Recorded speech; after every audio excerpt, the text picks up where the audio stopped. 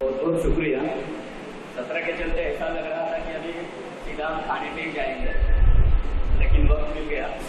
और क्योंकि एक तो चिन्मय भाई ने जो प्रस्ताव रखा उसमें बहुत सारी बातें आई, तो उस प्रस्ताव को सिर्फ मेरा और उसमें सिर्फ कार्यक्रम के रूप में आगे जाना है, लेकिन उसके पहले कुछ बातें रखनी है जो पहले भी रखनी थी। एक तो कार्य समिति के लिए एक सुझाव है, क्योंकि हमें जिस झूठ से बचना है, दुख होता है, हम उस झूठ के सहारे ही चीज में अभी आगे बढ़ रहे हैं। जिला सर्वोदय मंडल की जो मान्यता होती है, उसके लिए हमारी जो लोक सेवकों की अट है उसमें संशोधन करना जरूरी है। ये संवैधानिक संशोधन की बात है, इसमें हम चर्चा करें जरूर, क्योंकि हमारी जो लोक सेवकों की जो व्याख्या है, संज्ञा है, उसके जो अनुपालन है, उसका जो शासन है, उसमें अभी कोई जिला बैठता है, ये मुझे अपने आप से नहीं लगता सच्चाई से। अगर हम अपना आत्मचिंतन करें, अगर जिला सर्वोदय की मान्यता चाहिए तो कम से कम एक लोक सेवक के ऊपर मान्यता, बाकी सर्वोदय मित्र हो। खादी हमारा मुख्य तत्व है, खादी का हम आग्रह जरूर करें और उसका प्रचार भी करें, लेकिन झूठे लोक सेवक बनाकर हमें आना है, 10 लोग लाना है, इसलिए खादी न पहनने वाले, खादी का विचार न मानने वाले, सिर्फ गांधी को मानना ही नहीं, कि लोक सेवक की संज्ञा मेरे से ज्यादा आप सब महानुभव जानते हैं, इसके लिए उस पर मैं नहीं बोलूंगा। मेरा अनुरोध और सुझाव है कि उसके ऊपर कार्य समिति पे चर्चा करें और अगले अधिवेशन तक संज्ञान में लाए।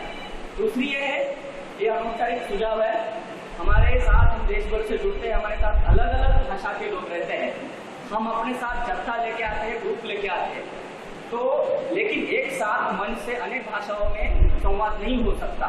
तो जो इंसान, जो हमारा साथी, जो सर्वोदय कार्यकर्ता हो, हमारा साथी हो, हमारे साथ जत्थे को लेकर आता है, उस जत्थे के साथ बैठकर मंच से चलने वाला संवाद ट्रांसलेट करना उसकी जिम्मेदारी है। क्योंकि ये बात केवल मंच पे उपस्थित की इसके लिए नहीं, कल से देख रहा था हमारे कर्नाटक के भाई आए थे, लेकिन उनको जो लोग लेके आए वो यहाँ उनके साथ नहीं दिखाई दे रहे थे, तो उनको ट्रांसलेट कौन करेगा? तो मोबाइल में घुसे वो बच्चों की गलती नहीं है, तो जिम्मेदारी है हमारे राज्य के प्रतिनिधि की, जो लेके आता है उसको ट्रांसलेटर के साथ उसके साथ बैठे। तीसरी ये जानकारी है कि सर्वोदय जगत में इसकी नोंद नहीं की गई थी, लेकिन ये भी है कि कम्युनिकेशन गैप भी रहा है। लेकिन किसान आंदोलन के बारे में जो बातें हैं, तो मैं जानकारी देने के लिए कहता हूँ, किसान आंदोलन, संयुक्त किसान मोर्चा की जो पहली संयुक्त बैठक हुई, उससे लेकर आखिरी बैठक तक एनएपीएम और सर्वोदय के प्रतिनिधि के तौर पे मैं सहभागी रहा हूँ। राष्ट्रीय बैठकों में भी लगभग आंदोलन के शुरुआत से लेकर आखिरी तक किसान आंदोलन में रहे हैं। अभी की जो प्रक्रिया चल रही है उसमें हम साथी है।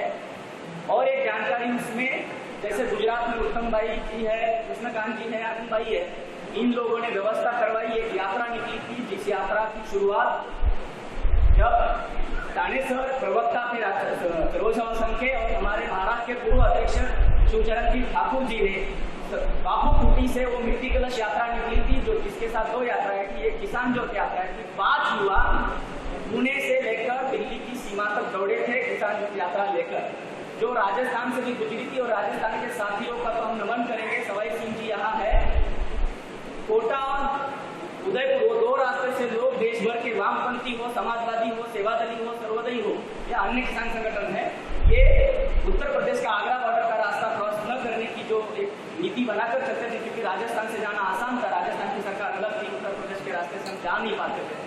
पहले ही दौरे में हमें 3 दिन वहां रोका गया था। तो मध्य प्रदेश होकर सारे साथी राजस्थान होकर जा रहे थे, उन सारे साथियों की रहने खाने की व्यवस्था सर्वोदय के साथियों ने, जन आंदोलन के साथियों ने की है, इसलिए सर्वोदय नहीं है ऐसा नहीं है। दूसरी बात, डॉक्टर सुगन बरन जी थे, रोड़े सर थे और अन्य साथी थे। यहाँ पे रामधीरज जी है, अरविंद कुशवाहा जी है, जो गाजीपुर के मंच पे आए, वो तो लगातार आते ही रहे उत्तर प्रदेश के साथी, लेकिन गाजीपुर बॉर्डर पे जो जन आंदोलन के राष्ट्रीय समन्वयक है, उनका टेंट लगा था, उसमें तीनों कृषि कानूनों को रद्द करने की मांग को लेकर सर्व सेवा संघ का बैनर लगा हुआ था, जो बैनर खुद मैंने छाप कर लगाया था, जिसकी जो लागत थी वो रोडेसर जी ने मुझे दी।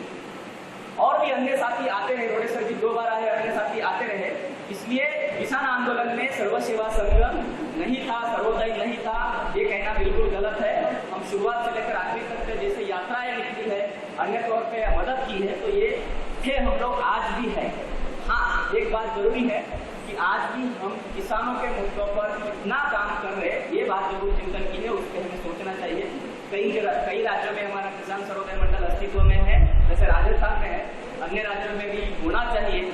उसके साथ एक और सुझाव जो है कि युवा सेल जो है, युवा सेल का संयोजक उसका मार्गदर्शक कोई भी हो सकता है, लेकिन संयोजक उसका 45 के अंदर का हो, ये बात कार्य समिति में नोट करनी चाहिए।